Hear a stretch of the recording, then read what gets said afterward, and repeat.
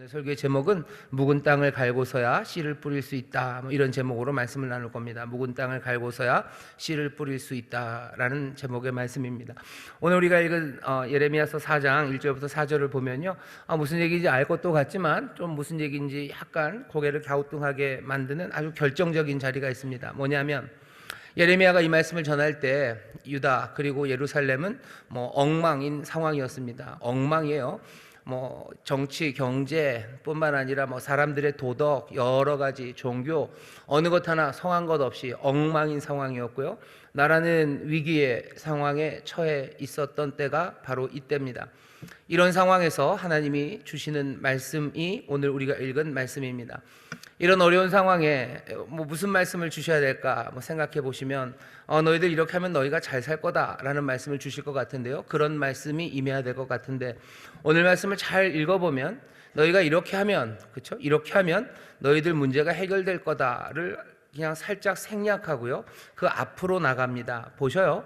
4장 2절 보시면 진실과 공평과 정의로 여호와의 삶을 가리켜 맹세하면, 이렇게 너희들이 이렇게 삶을 바꾸면 그러면 너희가 안전할 거고 너희의 문제가 해결될 거고 이렇게 얘기를 하셔야 될 것 같은데, 열방이 나로 인하여 스스로 복을 빌며 나로 인하여 자랑하리라 라고 얘기를 하셔요.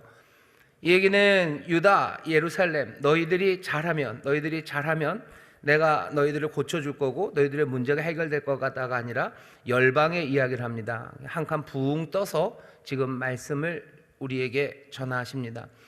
오늘 우리가 이 말씀을 우리도 함께 듣고 있고요, 그리고 예레미야가 이 말씀을 전할 때의 상황과 우리의 상황이 그렇게 많이 다르지 않습니다.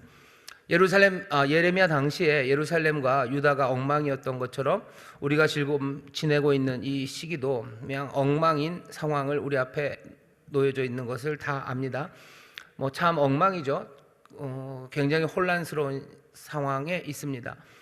대통령의 계엄, 비상계엄, 탄핵, 또 탄핵 소추가 되고 또 탄핵 심판이 이루어지고 대통령의 내란죄에 대한 재판이 이루어지고 있고 또 연관된 많은 사람들의 재판이 이루어지고 있어요. 그뿐만 아니라 경제적으로 굉장히 어렵다는 이야기들이 점점 많이 들려져 오고요. 그리고 미국 대통령 트럼프가 대통령이 되면서 갑자기 세상이 훅훅 지금 바뀌고 있죠. 관세를 갑자기 10%, 15%씩 올리고, 그러니 또 중국에서도 반대로 올리고, 어느 나라는 좀 봐달라고 하는 나라도 있고, 싸우려는 나라도 있고, 가자 거기 전쟁을 멈추겠다고 하면서 가자에 있는 팔레스타인 사람들을 그냥 세계 여러 곳에 뿌리고 거기를 리조트로 만들겠다는 그런 이야기가 들리고, 우리나라에도 갑자기 관세를 훅 올릴 수도 있을 거예요. 그러니 세상이 엉망이 됩니다. 어떻게 될지 모르는 그런, 어쩌면 난세라고 말할 수밖에 없는 그런 시절을 삽니다. 하나님이 예루살렘에 있는 이 사람들에게 주시는 말씀처럼 우리에게도 이제 말씀을 주셔야 할 텐데, 우리는 이런 상황에서 무엇들을 기대하고 있는지 돌아보셨으면 좋겠어요. 이렇게 어려운 상황에 하나님의 백성들은 어떻게 삽니까? 어떤 사람들은 세상이 너무 복잡하고 힘드니까 뭔가 피안이죠. 저 피안의 세상을 꿈꾸고, 저 먼 나라, 이 땅에 속하지 않고 그냥 좀 붕 떠서 이 세상의 염려들, 이 세상의 혼돈들 거기에 발 담그지 않고 그냥 어떻게 좀 떨어져서 사는 방식은 없을까, 그런 고민들을 하기도 합니다. 어떤 사람들은 교회나 그리스도의 사람들이 그러면 안 되고 오히려 세상의 여러 가지 문제에 다 들어가서 뭔가를 해야 된다고들 얘기합니다. 우리가 알고 있는, 그리고 우리에게 주시는 어쩌면 가장 적절하고 그리고 우리에게 또 주시는 말씀은 뭔지, 그러니 더 많이 생각하게 되는 이 시절입니다. 먼저 생각해야 되는 게 하나님이 어떤 분이신지에 대해서 생각해 보셔야 되죠. 하나님은 우리와 함께 하시는 하나님, 임마누엘이라고 자기 자신을 소개하십니다. 하나님은 저기 멀리 그곳에 계신 하나님이 아니라요, 우리와 함께 하시는 하나님입니다. 우리의 일상 속에서, 우리의 삶 가운데서 하나님의 임재를, 하나님의 함께 하심을 경험하는 사람들, 그 사람들이 거룩한 사람입니다. 이 땅에 거룩한 사람은 이 땅에 살면서요, 어디 저 딴 나라를 경험하는 사람이 아니라 하나님이 임마누엘이셔요. 여기 이곳에 오신 하나님, 그 하나님을 충만하게 경험하는 사람이 오히려 더 거룩한 사람인 것은 분명합니다. 예수님도 이 땅에 계시면서, 임마누엘이신 그 예수님도 이 땅에 계시면서 하나님을 충만하게 경험한 것은 어디 저 먼 성전 아니면 저 산꼭대기가 아니라 사람들 있고 또 사람들이 울고 또 사람들 아파하고 하는 바로 그 자리에서 하나님을 충만하게 만나고 또 하나님 앞에 영광을 돌리며 살았습니다. 그러니 믿음이라는 건 당연히 그 피안을 살아가는 게 아닙니다. 믿음은 어쩌면 하나님이 우리와 함께 하시는 하나님이시기에 이 질척질척하고 뭔가 끈적끈적하고 뭐가 엉망이 되고 혼돈이 된 이 세상 일상에 하나님의 빛을 가지고 살아가는 것, 그게 믿음의 사람들인 것은 분명합니다. 우리는 믿음으로 살아가요. 우린 믿음으로 살기 때문에 이 엉망의 세상에서 저 딴 곳을 걷는 게 아니라 바로 여기서 하나하나 한 걸음 한 걸음 걸어가지만 하늘의 빛을 또 하나님 임마누엘 함께 하시는 하나님을 충만하게 모시고 그 임재 가운데 살아가는 사람들, 그 사람들이 믿음으로 살아가는 겁니다. 그렇게 생각하면 그러네. 교회 그리고 예수 믿는 사람들은 이 세상에서 벌어지고 있는 일들과 무관하고 무관심하게 살아가는 것 아니라 거기에 발을 디디고 거기서 뭔가를 해야 된다는 그 생각에 고개를 끄덕이게 될 겁니다. 맞아요. 교회는 그런 곳입니다. 교회는 성령의 충만하심과 성령님의 인도하심을 따라 성도들이 함께 모여서 하나님의 은혜를 찬양하고 영광 올려드리는 곳이에요. 뿐만 아니라 성령님의 은사를 통해서 우리에게 부어주신 여러 가지 능력과 또 그 재능과 그 직분으로 서로를 섬기는 곳이 교회입니다. 교회는 하나님 앞에 영광 올려드리죠. 그 은혜로 말미암아 하나님 앞에 영광 올려드리고 성령의 놀라우신 은사 가운데 서로를 도와요. 서로를 돕는 것, 말씀으로 격려하기도 하고요. 또 여러 가지 삶을 지켜내기도 하고 어려운 문제가 있으면 함께 기도하고 쓰러지고 넘어진 사람들, 믿음이 쓰러진 사람들 세워지고 삶이 무너진 사람들을 돌보면서 그렇게 서로를 섬기는 곳이 교회입니다. 하나님을 찬양하고 서로를 섬기는 곳뿐만 아니라 바로 그 찬양과 예배 또 서로를 향한 섬김 그 안에서 다시 한번 소명을 확인하고 또 새 용기와 새 기름 부으심으로 이제는 힘있게 세상을 향해 나아가는 그 일을 보내는 곳이 교회입니다. 교회는 그 일을 해요. 그러니 항상 함께 모이고 또 함께 흩어지죠. 모여서 예배하고 모여서 격려하고 또 거기서 성령의 놀라운 생명으로 충만한 사람들을 세상으로 보내는 곳이 교회입니다. 그러니 교회는 어쩌면 예배하고 섬기는 가운데 하나님의 나라, 어쩌면 이 땅에 속하지 않은 나라를 분명히 체험하는 곳이에요. 하지만 동시에 세상으로 그 빛을 가지고 나아가는 곳이 교회입니다. 지금 굉장히 엉망이 된 상황이에요. 그럼 이 상황에서 교회와 성도들이 어떻게 살아야 되는지에 대한 그림은 좀 그려집니다. 이 땅의 희망을 밝힐 사람들로 우리를 부르셨어요. 예수님이 너희는 이 세상의 빛이라고 부르시고 이 땅의 소금이라고 부르셨습니다. 소금 그리고 빛, 당연히 어디 멀리 있는 건 아닙니다. 소금은 늘 부뚜막 위에 있어요. 그리고 소금은 늘 음식 안으로 들어가는 겁니다. 빛이 빛의 역할을 하기 위해서는 등경 위에 있어야 합니다. 어디 피해 있는 것 아니고 그곳으로 갑니다. 하나님은 임마누엘이시고 또 믿음의 사람들은 세상으로 갑니다. 그러니 이 엉망이 된 세상에서 우리가 해야 될 일이 분명히 있습니다. 어려운 시절 우리가 희망이 되고 또 빛이 되고 그리고 세상에 복이 되도록 우리를 부르신 게 어쩌면 점점 더 분명해지는 그런 시절입니다. 아브라함이 어떻게 살았나 보셔요. 아브라함은 복을 받습니다. 복을 받아서 어디 저기 무슨 요새는 지진 때문에 사람들이 도망갔다고 그러는데 산토리니 지중해 그 섬으로 어디 가서 아니면 저기 카리브해 날씨 좋은데 그 동네 가가지고 아브라함이 그냥 부요함과 풍요를 누리며 그렇게 복을 받은 사람이 아닙니다. 아브라함은 복을 받았어요. 그리고 복이 되는 사람으로 하나님이 부르셨습니다. 아브라함이 있음으로 인해서 다른 사람들에게 복이 되죠. 소돔과 고모라 거기 잡혀갔던 사람들이 살아오기 시작하고 또 소돔과 고모라에서 이제 그 롯의 자기 조카들이 살아나기 시작하고 또 많은 사람들에게 복을 주는 일을 아브라함이 합니다. 이삭도 마찬가지예요. 이삭은 어떻게 복을 받습니까? 가는 곳마다 우물을 파요. 어쩌면 이삭은 좀 마음이 약했는지도 모릅니다. 우물을 파면 우물에서 하나님이 물이 나게 하셔요. 그러면 사람들이 와서 그걸 빼앗아요. 그러면 이삭은 넘겨주고 또 다른 곳으로 가요. 또 딴 데 가서 우물을 팝니다. 그러면 또 거기서 우물이 나와요. 메마른 땅에서 사람들이 우물을 파는 게 쉬운 일은 아니죠. 그러니 그냥 있는 우물들을 차지하려고 사람들이 싸웁니다. 오아시스를 차지하려고도 싸우죠. 하지만 이삭은 그렇지 않아요. 그냥 싸움에서 벗어나서 가는 곳마다 우물을 파고 하나님이 거기서 물을 나게 하시고 또 사람들은 그것을 뺏고 어쩌면 빼앗기면서 이삭은 그 메마른 땅에 있는 사람들에게 우물을 주는 그런 사람이 되었습니다. 야곱도 보면 가는 곳마다 사람들을 조금은 복되게 해요. 외삼촌 라반의 집에 복을 주죠. 그 집에 부요함을 가져다 줍니다. 하나님의 사람들, 부르심을 받은 사람들은요, 어쩌면 어디 다른 곳에서 사는 게 아니라 힘들고 어렵고 싸움이 있는 그곳에서 그 땅을 아름답게 만드는 사람입니다. 아브라함이 복을 줬던 데는 어디요? 전쟁터입니다. 아브라함이 복이 됐던 데는 하나님의 심판이 내렸던 소돔과 고모라예요. 이삭이 복이 되었던 건 사람들의 탐욕으로 서로 빼앗고, 그죠? 빼앗고 또 뺏기는, 어쩌면 치열한 그 자리에서 이삭이 복이 되죠. 야곱이 복이 되는 것도 속이고 속이는, 어쩌면 서로가 자기의 유익을 위해서 더 많이 갖겠다고 속이는 그 판에서 결국은 야곱은 다른 사람에게 복이 됩니다. 하나님의 사람들, 부르심을 입은 자들은요, 자기가 머무는 그곳, 바로 거기를 복되고 아름답게 하는 사람들입니다. 이 엉망이 된 세상을 우리가 살아가요. 이 엉망이 된 세상을 살아가면서도 하나님이 우리를 여기서 싹 빼나가지도 않으셔요. 하나님은 우리를 빼내가시는 하나님이 아니라 우리와 함께 하시는 하나님이고, 그러니 우리는 여기서 도망가기를 구하고 여기서 벗어나기를 구하는 사람이 아니라 바로 여기 이 엉망이 된 세상에서 복이 되기를 바라는 그런 사람이 되어야 합니다. 교회를 그래서 이 땅에 두셨어요. 예수님께서는 사랑하는 자기의 백성들, 자기가 사랑하는 이들을 세상에 보내시는 겁니다. 내가 있기 때문에, 교회가 있기 때문에 사람들이 악한 일을 멈추기 시작하고, 악한 일을 포기하고, 내가 있기 때문에, 또 교회가 있기 때문에, 하나님의 백성들이 있기 때문에 사람들이 선한 일에 열심을 내기 시작한다면 이건 얼마나 좋은 일이겠습니까? 소돔과 고모라가 의인 10명이 없어서 멸망당했다는 사실을 우리가 기억해야 됩니다. 하나님의 뜻대로 사는 사람들, 그 사람들은 세상을 향해 높이 든 하나님의 진노의 손, 그 손을 붙들고 있는 사람들입니다. 엉망이 된 세상을 우리가 살아가요. 도망갈 생각, 그 생각은 우리에게 합당하지 않습니다.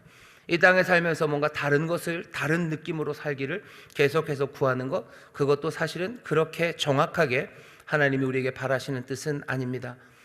우리를 하나님께서 하나님의 백성들을 부르실 때 우리도 제사장 나라로 부르셨어요. 이스라엘만 그렇게 부른 게 아닙니다. 너희는 택하신 족속이라 그러죠. 왕 같은 제사장이라고 부르시죠. 우리도 제사장 나라로 부르셨어요.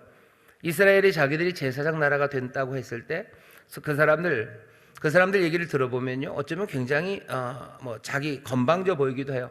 니들이 뭔데 제사장 나라냐? 건방진 말입니까?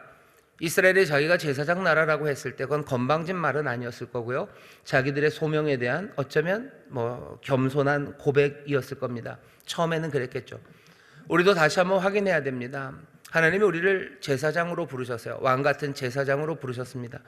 우리가 제사장이라고 말하는 것이 건방지게 스스로를 높이는 것, 그렇게 사람들은 얘기할지 모르겠지만 우리는 겸손하게 우리를 부르신 부르심으로 받으셔야 돼요. 제사장이라는 사람들은 어떤 사람들입니까? 하나님 앞에 서는 사람이에요. 하나님 앞에서는 누구를 위해서? 백성들을 위해서 섭니다. 그리고 백성들 앞에서는 하나님의 뜻을 살리기 위해서 그 앞에 서는 사람이 제사장입니다. 제사장이 된다는 것은, 제사장 나라로 살아간다는 것은 결국 자기 자신이 아니라 다른 사람들을 복되게 하는 삶입니다. 제사장은 자기를 위해서 하는 게 없어요. 하나님을 위해서, 그리고 백성들을 위해서 그 가운데 섭니다. 이스라엘, 오늘 여기 이 예언의 말씀, 선지자 예레미야를 통해서 이 말씀을 듣는 사람들은 이스라엘 백성, 하나님이 제사장 나라로 부른 사람들입니다. 이들의 삶이 엉망이 되고 그래서 그 사명을 제대로 감당하고 있지 못하지만 하나님은 여전히 이 백성들, 제사장 나라로 부른 이 사람들에 대한 부르심을 잊지 않으신 겁니다.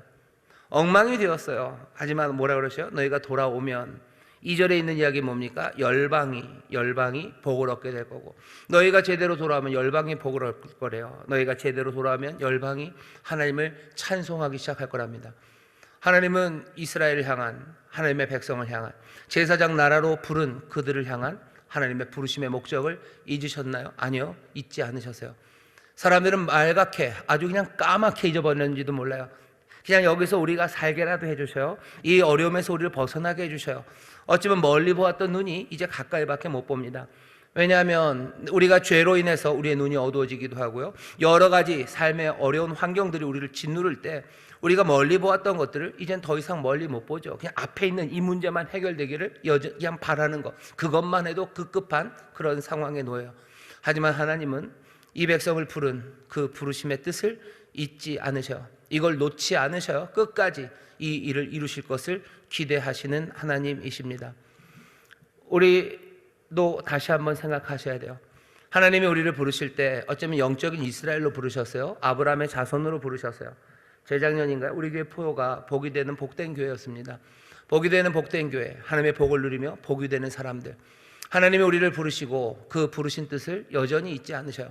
우리가 못나고 부족하고 우리가 죄악으로 엉망이 되었어도 하나님은 우리가 정말로 복이 되는 그 사람들이 되기를, 제사장 나라 되기를, 하나님의 아들로서 살아가는 그 삶의 그 방향을, 그리고 그 목적을 온전히 이루시기를 여전히 바라고 계시는 겁니다. 삶이 엉망이 되고 우리 눈앞에 있는 상황이 우리가 정말로 극복하기 어려울 만큼 숨찬 것들이 우리 앞에 놓였을지라도 우리를 부르신 하나님의 그 거대한 뜻을 잊으시면 안 됩니다. 그냥 우리 하나 연명하려고 우리를 부르신 것 아니에요. 하나님이 여전히 위대한 뜻을 우리를 향해 품고 계십니다. 좌우에 계신 성도님들에게 먼저 한번 확인해 주셔요. 하나님의 위대한 부르심은 사라지지 않았습니다. 얘기하죠. 하나님의 위대한 부르심은 사라지지 않았습니다. 사라지지 않았어요. 내가 못나고 내 삶이 지금 엉망이어도요, 하나님 나를 부르신 뜻을 포기하지 않으셨습니다. 교회가 엉망이고요, 그리고 교회가 여러 어려운 상황에 놓였을지라도 하나님께서 또 예수 그리스도께서 교회를 통하여 이루시려는 그 위대한 뜻을 잊지 않으셔서요, 그 뜻을 분명히 이루실 겁니다. 오늘 이 밤에 다시 한번 시야를 좀 더 멀리 가지셨으면 좋겠어요. 이 엉망인 상황, 이 어려운 상황에서 그냥 우리가 어떻게 그냥 버텨나갈까, 버텨나갈 힘을 주시고 솟아날 구멍을 주시고, 우리가 그렇게 구할 만큼 절박한 상황이긴 하나 우리가 그런 기도 가운데도 어쩌면 이곳에서 우리가 함께 말씀을 통해서 솟아날 구멍, 그냥 피할 것, 우리에게 진통제 주시기를 구할 것이 아니라 우리를 통해서 이루실 그 크신 뜻을 다시 한번 바라보기 시작할 때 우리가 뭐라 그래야 될까요? 정말 하나님의 제사장 나라로 그 위대한 부르심 앞에 우리의 그 삶을 큰 숨으로 가슴을 펴며 일어설 수 있습니다. 오늘 묵은 땅을 갈고서야 씨를 뿌릴 수 있다는 말씀을 우리에게 주시는데요, 오늘 이 시간에 함께 나온 우리 성도 여러분들, 이 어려운 상황에서도 우리를 부르신 그 큰 뜻을 여러분들 놓치지 마시고 붙잡게 되시기를 주의 이름으로 축원합니다. 자, 그렇게 일하시려는 하나님이 무슨 말씀을 주십니까? 이 땅에서 살아가야 될 우리에게, 여기서 제사장 나라로 정말 하나님의 뜻을 이룰 우리에게 뭐라고 얘기하시냐면 이렇게 말씀하십니다. 4장 1절입니다. 여호와께서 가라사대 이스라엘아, 내게 돌아오려거든 네가 돌아오려거든 내게로 돌아오라. 네가 만일 나의 목전에서 가증한 것을 버리고 마음이 요동치 아니하며 라고 얘기하셔. 돌아오라죠. 돌아오랍니다. 이스라엘아, 네가 돌아오래요. 이 엉망인 상황에서 어떻게 살아갑니까? 하나님이 바라시는 바는 네가 돌아오랍니다. 지금 우리를 어디 딴 데로 부르시지 않으셔요. 지금 이 어려운 상황에서 교회가 무슨 이상한 피안의 것을 구하는 것 아닙니다. 이 땅에서 뭔가를 할 거예요. 이 땅에서 뭔가를 해야 하는데 그 하는 일이 뭐냐는 거죠. 하는 일이 뭡니까? 하는 일은 내게로 돌아오라는 일을 말씀을 하셔. 돌아오려거든. 돌아서라는 거죠. 뭔가 삶을 바꿔야 됩니다. 우리의 삶에 위기가 닥치면 돌아보게 됩니다. 도대체 뭐가 어디서 잘못됐는지를 살피죠. 살피면 하나하나 살피다 보면 여기서부터 잘못되었었나 보다 하는 것들이 떠오르기 시작합니다. 그런 다음에 해야 되는 건 뭐예요? 그것이 떠오르고 깨달았으면 돌아서야 돼요. 돌이켜야 됩니다. 이제껏 왔던 게 아깝다고 계속해서 데려가다가는 인생은 완전히 엉망이 될 겁니다. 이럴 때 쓰는 말이 있어요. 손절이죠. 하나님이 우리에게 제일 먼저 지금 말씀하시는 건요, 손절입니다. 손절하라고, 돌이키라고 얘기하셔요. 그게 회개입니다. 내가 이제껏 살아왔던 게 이랬는데 여기서 내가 돌이키긴 너무 아깝죠.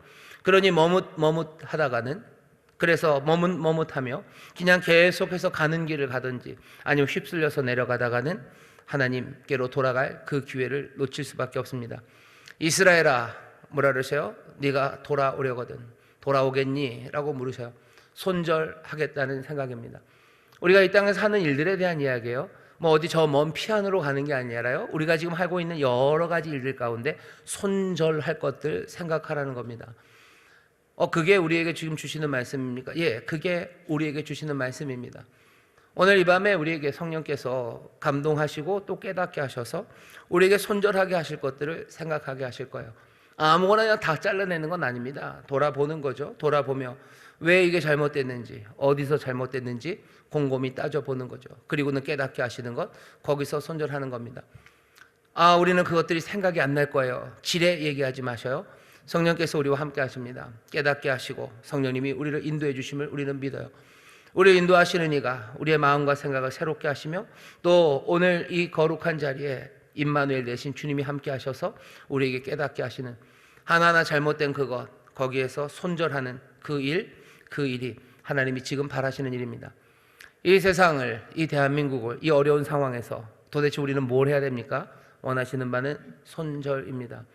내가 하지 말았어야 되는데 잘못한 일들, 치열한 자기 반성 가운데 어긋나기 시작했던 거기, 바로 그곳에서 손절하며 돌아서기 시작해야 돼요. 이 일이 만만치는 않습니다. 그래도 그렇게 하라고 얘기하시는 거죠. 하나님을 등졌던 것들이 어딘지 확인하는 거예요. 그리고는 다시 하나님께로 돌아서기 위해서 손절해야 됩니다. 그냥 돌아오라고 그러시면 되는데 뭐라고 그러세요? 네가 돌아오려거든 내게로 돌아오래요. 뭐 꼭 이 말이 꼭 필요합니까? 그냥 돌아가면 그런 거 아닙니까? 아니요. 손절은 하지만 그 다음에 사람들이 돌아가는 게 꼭 하나님께로 돌아가는 것만은 아닙니다. 사람들은 삶의 여러 가지 어려움, 곤란함이 생겼을 때요, 그것들을 해결하기 위해서 하나님께로만 가는 건 아닙니다. 이스라엘도 마찬가지예요. 자기들의 삶에 어려움이 왔을 때 하나님께로만 돌아갔던 건 아니에요. 어디로 제일 많이 갑니까? 그냥 가난이 오고 그리고 기근이 오면 이방의 신들이죠. 바알에게 가고 아세라에게 갑니다. 다산과 풍요를 약속하는 그런 신들에게 갑니다. 이 일은 지금도 우리에게 반복되고 있어요. 우리가 뭔가를 삶을 바꿔내고 이제는 내가 누구에게로 갈까? 내가 무엇을 구하며 살까? 무엇을 찾으며 살까? 내가 무엇을 문을 두드리며 살아야 될까를 생각할 때 사람들이 버뜩 떠오르는 건 풍요로움입니다. 풍요로움, 그것을 위해서요, 욕망을 계속해서 자극하고요, 그런 것들을 준다고 하는 것들을 향해서 자기의 삶을 바쳐요. 가증한 것을 거룩한 곳에 세워놓습니다. 거룩한 곳, 우리의 마음을 받아야 되는 곳이고 내가 바라봐야 되는 바로 그곳에 가증한 것들이 서 있어요. 풍요로운 것, 그래 이런 세상, 이 혼돈의 세상에 좋을 거 있어요? 그냥 돈이나 많이 벌고 나 잘 살면 되니, 잘 살고 돈 많이 버는 거, 그것을 향해서 내 마음을 바치기 시작합니다.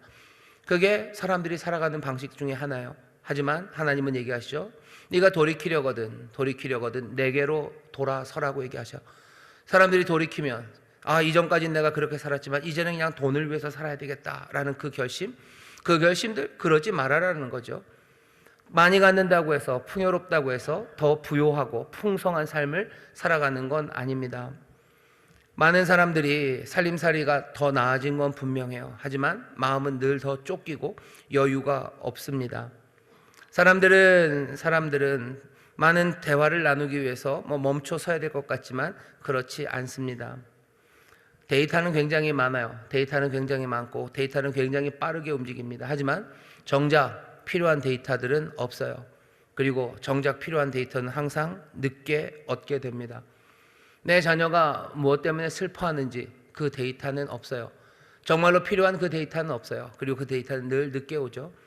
인터넷 광고, 온갖 정보들이 우리에게 쏟아져 들어옵니다. 정신없는 그 풍요로움 가운데 우리의 대화는 말라버리고 우린 점점 더 무지해져 갑니다. 풍요의 신에게 자기 자신을 바치는 그 사람들은 자유를 잃어버려요. 가진 것 많아도 얼굴은 어둡습니다. 가난해도 해맑은 얼굴들이 있습니다. 너는 네가 돌이키려거든 내게로 돌이키라고 하셔요. 인생 목적, 이제 인생 뭐 있어? 그냥 돈 많이 버는 거지 라는 그 생각들 버리라는 겁니다. 그게 오늘 우리에게 주시는 말씀이에요. 네가 돌이키려거든 내게로 돌이키래요. 가증한 그것들 없애야 된다고. 가증한 것들을 거룩한 곳에 세워놓으면 안 됩니다. 사람들이 또 돌이키긴 하는데요, 이상하게 이렇게 돌이키는 사람들도 있어요. 뭘로 돌이키냐면요, 놀랍게도 죄악된 것으로 돌이킵니다. 이렇게 안 살겠다는 거죠. 이런 엉망인 세상, 이렇게 살면 안 돼요. 어떻게 살아야 돼요? 난 이제 모질게 살 거예요. 난 인색하게 살 거예요. 나는 어쩌면 그냥 폭력으로 살 거고, 난 욕심으로 살 거고, 사람들 짓밟아주며 살 거고, 나는 그렇게 얕게 살 거고, 나는 야비하게 살 거고, 야가 빠지게 살 거라고 돌이키는 사람들이 있습니다. 안타깝지만 있어요. 왜? 당한 게 많으니까. 죄악된 곳으로 가겠다고 아예 결심하고 그리로 갑니다. 뭐요? 가증한 것을 거룩한 곳에 세워놓는 거예요. 그건 얼마나 슬픈 이야기입니까? 근데도 그냥 그게 합리화되는 거죠. 세상 얕게 살아야 된다고들 말해요. 엄마들이 얘기하나요? 아빠들이 얘기하나요? 아들아, 너 세상 얕게 살아야 된다라고 얘기해요. 남들 도와주면 안 된다라고 얘기해요. 너도 뭐 하는 거야? 너도 악함으로 모질게 살아야 되고, 인색하게 살아야 되고, 남들 짓밟아주며 살아야 되고, 너 복수해줘야 되고, 뭐라 그러면 콧장들을 한 방 때려주면서 살아야 된다고 그렇게 말하고, 아니 스스로 그렇게 합니다. 슬프지만 결국은 악한 것이, 가증한 것이 우상처럼 거룩한 곳에 서게 되는 겁니다. 우리가 돌이켜야 됩니다. 지금 우리나라에서 이루어지고 있는 많은 일들이 혼란을 점점 더 혼란과 엉망으로 만들어가는 건 사람들이 돌이키는데, 악함으로 돌이키는 거예요. 모질게 하겠다는 거죠. 아주 짓밟아 주겠다는 거죠. 끝장을 보겠다는 거죠. 더하면 더 심한 말이 나올 것 같으니까 그렇게 한다고 합니다. 엉망인 세상이에요. 예수 믿는 사람들은 어떻게 해야 됩니까? 네가 돌이키려거든 손절, 이렇게 하지 않고 이제는 해야 되는데, 이렇게 하지 않고 제대로 하기 위해서 손절하고 가야 되는 곳이 어디냐는 겁니다. 모세는 하나님 앞에 늘 무릎 꿇었어요. 예수님도 마찬가지입니다. 위기 앞에서 하나님 앞에 무릎 꿇죠. 사람들은 돌이키는데 어디에 돌이키냐면 다른 사람, 타인, 외세 이런 거에 돌이킵니다. 이스라엘은 자기들의 안전을 위해서요, 그 바벨론이 쳐들어오는 그 위협에 유다는 애굽으로 향합니다. 애굽의 동맹을 구합니다. 하지만 그걸로 되지 않아요. 외교적인 노력을 하는 거 뭐 좋죠. 좋은 일입니다. 하지만 의지할 만한 대상이 될 수는 없을 겁니다. 인생의 어려운 문제를 만날 때마다 사람들은 자기 문제를 풀어줄 누군가 유력한 사람들을 찾아가요. 누구를 의지하는 거죠? 누구에게로 돌이킵니다. 우리나라에서 연줄이 굉장히 중요해요. 뭐 소셜 네트워크죠. 그래서 사람들이 그런 얘기 많이 합니다. 뭐 집안에 의사 하나, 아니면 뭐 경찰 하나는 있어야 된다고 그런 얘기를 해요. 이게 무슨 일제 시대 때 하는 얘기인 줄 알았어요, 저는. 근데 그렇지도 않더라고요. 요새도 뭐 비슷합니다. 집안에 의사 하나는 있어야 되고 경찰 하나는 있어야 된다는 이야기가 무슨 얘기입니까? 어쩌면 마땅히 있어야 될 뭔가 보편적인 정의, 그런 게 희미하기 때문이에요. 무슨 법이나 규칙이나 공의로운 것보다는 그냥 권력이나 아니면 사람들 간의 친소관계, 그것이 세상을 더 제대로 돌아가는 그런 혼란의 세상이기 때문에 그렇습니다. 엉망이라 그렇죠. 그러니 엉망인 세상에서는 어떻게 해야 돼요? 그런 사람 의지해야 되죠. 꼭 집안의 의사나 경찰 아니어도 좋습니다. 뭔가 연줄이 있는 것, 그것을 향해서 사람들이 돌이킵니다. 지금 이 나라의 혼란의 시절에 어떤 사람들은 놀랍게도 무슨 트럼프에 때 기대는 사람이 있어요. 그건 참 신기하죠. 뿐만 아니라 어떤 정치 지도자 누구의 이름을 부르면서 그 사람이 우리를 구원할 거라고 말하는 사람이 있어요. 누가 돌아오면 어떻게 될 거라고 말하는 사람이 있어요. 엉망과 혼란의 시절에서 주께서는 너희들 돌이키려거든 내게 돌이키라고 하는데, 이 엉망의 시절에 사람을 기대기 시작하고 누군가의 이름을 부르기 시작합니다. 누군가의 이름을 연호하기 시작해요. 뭐 사람들은 그럴 수 있어요. 하지만 오늘 여기 이 말씀을 읽는 저와 여러분, 그리고 하나님의 백성, 제사장 나라로 부른 이들, 하나님의 백성들, 주께서 세상에 보낸 이들, 주가 분명히 이렇게 얘기하셔. 돌아오려거든, 너희가 돌이키려거든 내게로 돌아오라고 말씀하셔요. 이 땅에서 살아갈 겁니다. 우리 먼 세상 하늘에서 살려고 애쓰는 사람들 아니에요. 임마누엘, 우리와 함께 하시고 우리는 이곳에서 함께 예배하고 함께 섬기고 격려하며 이 땅의 빛으로 살아갈 거예요. 이 땅에서 어떻게 삽니까? 이 땅에서 살기 위해서 손절할 겁니다. 이제껏 잘못됐던 거 있으면 이제 멈출 거고, 돌이키려거든 내게로 돌이키라는 그 말씀이 지금 생생하게 들려요. 사람을 의지했습니까? 돈을 의지했습니까? 아니면 악한 것들을 의지했습니까? 우리가 어디로 돌아가고 무엇을 의지합니까? 오늘 말씀은 분명해요. 그런 것들 다 아니다. 너 내게로 돌아오라 라고 말씀하셔요. 우리에게 얼마나 많은 문제가 있습니까? 질병의 문제, 또 실패의 문제들, 관계의 파탄들, 온갖 문제들이 있어요. 하지만 그 모든 문제, 그 엉망의 세상에서요, 그냥 하나님은 대답 하나 하시는 거예요. 네가 질병의 문제가 있으면 뭐 누구에게로, 네가 관계의 문제가 있으면 누구에게로, 네가 실패의 문제가 있으면 누구에게로, 네가 무슨 정치의 문제가 있으면 누구에게로, 그렇게 얘기하지 않으셔요? 그냥 우리의 모든 것에 모든 것 되시는 이가, 또 우리의 모든 것을 책임져서 부족함이 없게 하실 그 목자가 뭐라고 부르시는가? 너는 내게로 돌이키라고 말씀하십니다. 하나님께로 돌이키라고 지금 초대하는 거예요. 문제가 다양하면 그 문제 해결이 다 딴 데 있지 않습니까? 하나님은 그렇게 얘기하시지 않으세요. 그냥 내가 대답이라고 얘기하시죠. 내가 너의 모든 것이 된다고 얘기하시죠. 내가 너의 모든 것이다. 그러니 너 돌이키려거든 내게로 돌이켜라. 가증한 것 그런 것 말고, 너 마음 요동치지 말고, 이리저리 흔들리지 말고 너는 내게로 돌이키래요. 우리가 하나님 앞에 나와서 구하면, 아버지의 나라와 아버지의 의를 구하면 이 모든 것을 주시겠다고 하셨던 주님의 약속의 말씀이 다시 한번 우리에게 들려옵니다. 엉망이 된 세상에서 우리가 구해야 될 것, 그리고 엉망이 된 세상에서 우리가 의지해야 될 게 무엇인지 분명하게 보여주시는 거예요. 우리는 이 일을 어디 저 딴 세상에서 하는 게 아니에요. 이 땅에서 지금 하는 겁니다. 하나님의 사람들이 오늘 이곳에 엉망진창인 세상에서 정말로 돌이킬 때 누구에게로? 오직 하나님께로만 돌이키라고 오늘 우리에게 말씀해 주시는 겁니다. 우리의 삶의 여러 가지 문제와 혼란들, 그런 것들이 다가올 때 사실은 그것은 하나님께로 돌이키라는 초대이기가 쉽습니다. 지금 이 어려운 상황들, 혼돈의 상황들은 하나님이 우리를 부르시는 초대예요. 이전보다 더 분명하게 부르시는 초청입니다. 이전보다 더 간절하게 부르시는, 그리고 더 급박하게 부르시는 하나님의 음성이 이 여러 가지 상황에서 우리 가운데 들려옵니다. 이 초청, 이 부르심에 우리가 대답하며 나아가는 그런 성숙한 믿음의 사람들이 되시기를 주의 이름으로 축원합니다. 우리가 그렇게만 간다면 더 이상 이 혼돈과 엉망으로 인하여 생겨지는 모든 불행에서 우리를 건져내시는 하나님의 놀라우신 능력과 그 복을 우리가 누리게 될 줄 믿습니다. 우리가 주께로만 돌아가면 우리의 믿음이요, 주님이 우리를 붙잡으시고 주의 손에 들려 모든 고통과 시련이 사라질 겁니다. 주의 손은 능력의 손입니다. 치료하시는 손이에요.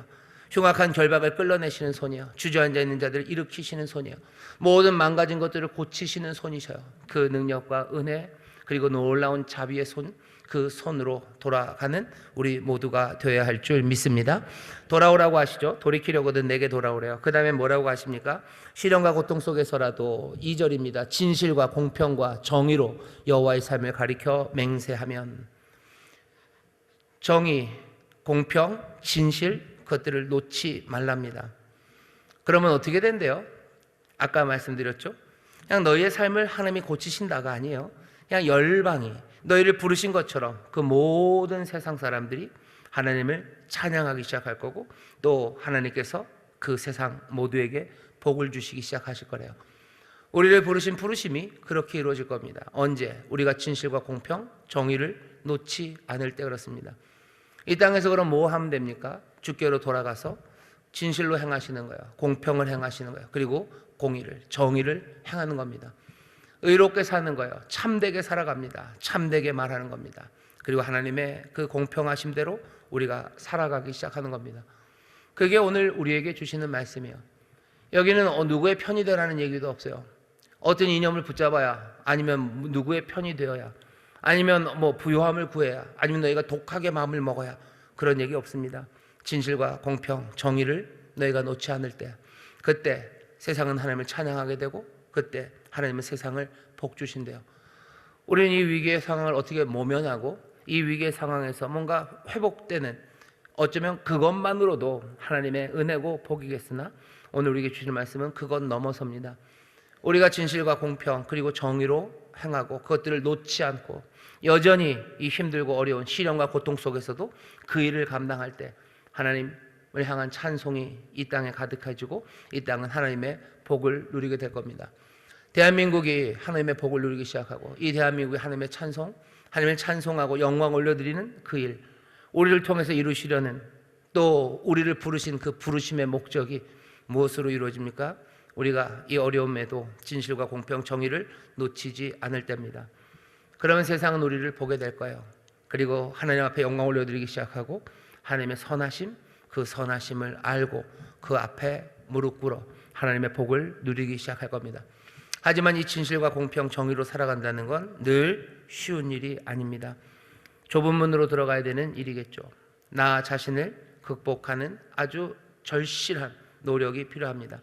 내키지 않는 일들 해야 되고, 늘 하나님 앞에 물어야 되고, 또 참된 진실과 그리고 정말로 공평하고 정의로운 하나님이 원하시는 그 의를 이루기 위해서 주님 앞에 묻고 또 듣고 또 성령의 도우심으로 한 발짝 한 발짝 겸손하고 성실하게 살아가야 되는 삶의 태도들이 필요합니다. 이 일을 이루기 위해서는 어떻게 하셔야 돼요? 오늘 설교의 제목입니다. 묵은 땅을 갈아요. 이 일을 정말로 진실과 공평, 정의를 이루는 삶을 사는 방법입니다. 살아가는 모습은 이렇게 그려져 있어요. 3절입니다. 나 여호와가 유다와 예루살렘 사람에게 이같이 이르노라. 너희 묵은 땅을 갈고 가시덤불 속에 파종하지 말라. 봄이 되면 농부들이 바빠지죠. 씨를 뿌리려면 그냥 뿌릴 수는 없습니다. 밭을 다 갈아야 돼요. 여기 농사 지으신 분들, 농사 지어 보신 분들이 좀 있으시고요. 농사 안 짓는 사람, 안 지어 보신 분들 많으시죠. 제 얘기입니다. 근데 봄이 되면 밭을 갈아요. 사람들이 밭을 갑니다. 우리는 논농사 짓는 그 논이 많아서 논들 보면은 논은 그냥 논도 마찬가지 한번 다 갈아엎죠. 갈아엎고 물 채우고 모내기 하기 전에 준비를 하는데 밭 농사 짓는 분들 보면 밭을 이렇게 다 고르고 갈아냅니다. 한번 땅을 뒤집는 거죠. 그래서 고랑도 만들고 이랑도 만들고 그래서 씨를 뿌릴 준비를 쭉 해요. 그렇게 밭을 잘 골라놓은 그 곳을 보면 굉장히 마음이 뿌듯합니다. 뭔가 여기서 좋은 일이 일어날 것 같아요. 안에 있었던 흙들이 다 나와서 땅 색깔이 변하고 뭔가 생명이 그리고 새로운 변화가 시작될 것 같은 것, 그것은 밭을 갈아놓은 그곳입니다. 밭을 가는 일이 쉬운 일은 아닙니다. 힘들죠. 그러니 사람이 하기 어려우니까 소가 쟁기를 가지고 하기도 하고 정 안 되면 삽으로라도 호미로라도 무슨 밭을 갈아야 될 겁니다. 농사일은 아주 자명해요. 어떤 사람도 농사 짓는 어떤 사람도 밭을 갈지 않고 씨를 뿌리는 사람은 없습니다. 우리도 마찬가지예요. 뭔가가 새롭게 나가기 위해서는 농사처럼 우리도 우리의 마음의 밭을 갈지 않으면, 우리의 묵은 땅을 갈아엎지 않으면 아무것도 나오지 않습니다. 우리 마음에 갈아엎어야 되는 것들은 하나님 앞에 합당하지 않은 마음들이겠죠. 우리의 이기심들, 우리의 온갖 거짓된 것들과 우리의 욕망들, 그 모든 것들을 갈아엎지 않고는 우리가 진실과 공평 그리고 정의로 살아가는, 그렇게 살아가는 그 삶의 모습이 이루어질 수 없습니다. 힘든 일이에요. 만만치 않습니다. 어쩌면 날마다 말씀의 쟁기로 우리의 마음을 갈아엎는 치열한 일이 있어야 정말로 공평과 정의로 그리고 진실함으로 살아가며 이 땅에 새로운 하나님의 은혜 그리고 하나님의 영광의 찬송, 하나님이 복 주시는 그 일이 일어날 겁니다. 우리가 그냥 안일하게 내가 예수 믿는 사람이야, 그냥 입에 늘 의와 그리고 공평과 정의를 달고 산다고 해서 되는 게 아니에요. 우리의 마음을, 이 묵은 마음을, 묵은 땅을 갈아엎지 않고는 되지 않습니다. 이 과정은 치열한 과정이에요. 성실한 과정이에요. 땀 흘려야 되는 겁니다. 우리가 무엇을 위해서 땀 흘리나 보시면 돼요. 엉망인 세상에서 하나님은 무엇을 위해서 땀을 흘리고 무엇을 위해서 수고하라고 하나 우리에게 지금 말씀해 주시는 겁니다. 무엇을 위해서 사람들이 수고합니까? 세상을 하나님의 뜻이 이루어지기 위해서 어떤 수고들이 지금 이루어지고 있습니까? 어떤 사람들은 폭력적인 일을 하는 사람들도 있고요. 어떤 사람들은 유튜브에서 뭔가 몸부림치면서 일들을 해요. 그 모든 일들에 대해서 부정하고 비하하려고 하는 건 아닙니다. 하지만 오늘 이 밤에 하나님이 우리에게 주시는 말씀, 무엇이 되었건 이 길이 정말로 이 땅에 우리를 부르신 부르심대로 이 땅에 하나님을 찬송하고 이 땅에 하나님의 복을 누리는 그 길임이 분명합니다. 치열하게 우리의 묵은 땅을 갈아엎기 시작하는 겁니다. 우리 안에 있는 모든 이기심들, 거짓된 허위의식들, 우리의 모든 욕망들, 그것들 하나하나 갈아엎기 시작하고 거기에 씨가, 하나님의 말씀이 심겨지기 시작할 때 우리의 삶에 새 열매가, 또 그것을 통해서 세상이 복을 얻는 그 놀라운 변화가 시작됩니다. 어려운 시절입니다. 하지만 하나님이 초청이 분명한 시절이에요. 어제 하나님의 말씀이 우리에게 점점 더 분명하게 들려지는 시절이에요. 예수 믿는 사람이 어떻게 살아가는 건지, 교회가 이 어려운 시절에 무엇을 해야 되는지 우리에게 하나씩 하나씩 더 명확하게 보여주는 시간입니다. 이 진실과 공평, 정의를 만들어가는 삶의 모습은 묵은 땅을 가는, 어쩌면 그렇게 치열하고 성실한 과정이기도 하고요. 두 번째는 뭐에 비유합니까? 마음에 할례를 하는 거래요. 4절입니다. 유다인과 예루살렘 거민들아 너희는 스스로 할례를 행하여 너희 마음 가죽을 베고 나 여호와께 속하라. 그렇지 아니하면 너희 행악을 인하여 나의 분노가 불같이 발하여 사르리니 그것을 끌 자가 없으리로다. 너희 마음의 가죽을 베랍니다. 마음 가죽을 베는 거예요. 할례를 행해야 돼요. 할례를 해야지 하나님의 약속의 자손입니다. 아브라함에게 그렇게 얘기하셨어요. 약속의 자손, 약속을 받은 자들은 다 할례를 해야 돼요. 하나님의 약속의 자손, 복이 되는 사람들, 정말로 복이 되는 그 사람들은 할례를 받는 사람입니다. 뭐라고 얘기하셔요? 마음의 가죽, 너 마음의 가죽을 베라고 얘기합니다. 날카로움이에요. 아픔입니다. 이건 날카로운 결단입니다. 진실과 공평, 정의, 그 열매를 맺기 위해서는요, 내 마음의 가죽을 베는 그 날카로운 그 결단이 있어야 됩니다. 치열하게 내 삶을, 내 마음을 갈아엎기 시작하고 내 마음의 가죽을 베는 그 아픈 결단들, 그때 우리가 정말로 진실과 그리고 공평, 정의를 놓지 않고 살아갈 수 있습니다. 오늘 하나님께서 예레미야를 통해서 유다와 예루살렘에게 주시는 말씀이에요. 엉망인 그 땅에 있는 백성들에게 하나님이 하시는 말씀은 여전히 이 백성을 통해서 하나님은 하나님의 뜻을 이루시겠다고, 세상 모든 민족을 복주는 일을 이루시겠다는 그 소망을, 그 계획, 그 뜻을 꺾지 않으셔서요. 지금 우리를 보시면서도 마찬가지입니다. 하나님의 뜻을, 우리를 이 땅에 보내신, 이 땅에 두신, 이 땅에 보내신 예수님, 또 이 땅에 두신 아버지의 뜻을 꺾지 않으셨어요. 여전히 우리를 통해서 세상이 구원을 얻고, 여전히 우리를 하나님의 영광의 찬송이 되게 하시고, 또 많은 사람들에게 하나님의 구원을 전하고 하나님의 복을 전하는, 나누는 그 사람들로 우리를 부르신 부르심을 하나님이 철회하지 않으셔서요. 여전히 그 일을 이루실 겁니다. 우리의 기대는 세상이 하는 기대와는 좀 다릅니다. 왜냐하면 우리는 하늘로부터 난 사람들이기 때문에 그래요. 우리는 예수와 함께 죽고 예수와 함께 다시 태어났습니다. 우리는 땅에서 난 사람들이 아니에요. 하늘로부터 난 사람, 하늘로 난 하나님의 백성입니다. 이 땅의 세상에 복이 되기 위해서 우리를 부르신 게 분명해요. 우리는 그리스도의 몸, 그 몸을 이루는 지체들로 우리를 부르셨어요. 이 땅에 우리를 그렇게 부르시고, 이 엉망인 세상에 임마누엘이신 하나님은, 임마누엘 하나님 되신 그 주님은 우리를 또 세상으로 보내십니다. 우리는 믿음이 훌륭하고 또 아주 거룩해서 어디 멀리 저 피안에 사는 사람이 아니라 정말로 아름다운 믿음과 그리고 그 숭고한 거룩함으로 이 질적되는 세상, 이 세상을 살아갈 거예요. 이 세상을 하나하나 살아가면서요, 우리는 다른 어디로도 돌이키지 않고 오직 주님께로만 돌이키고 진실과 그리고 공평, 그 정의를 놓지 않고 살아갈 겁니다. 그 일을 위해서 치열하게 우리의 마음을 갈아엎을 거예요. 그 일을 위해서 가슴 아플지라도 우리의 마음의 가죽을 베는 분명한 결단으로 손절할 것들 손절하고 내 삶을 하나님의 뜻에 합당한 그 의를 위해서, 그 공평을 위해서, 진실함을 위해서 우리는 살아갈 겁니다. 귀 기울여 들을 거고, 또 하나님 앞에 겸손히 무릎 꿇어서 이것들을 놓치지 않으며 살아갑니다.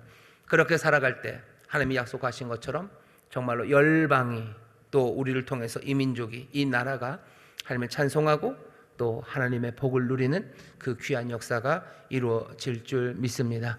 영망의 시절에, 이 힘든 시절에 정말로 마음의 묵은 땅을 갈아엎으시고 마음의 가죽에 할례를 행하시며 주께로 돌아가고 주님 기뻐하시는 진실과 공평, 그 의를 이루기 위해서 묻고 또 분별하고 하나하나 순종해 나가는 우리 모두가 되시기를 주의 이름으로 축원합니다.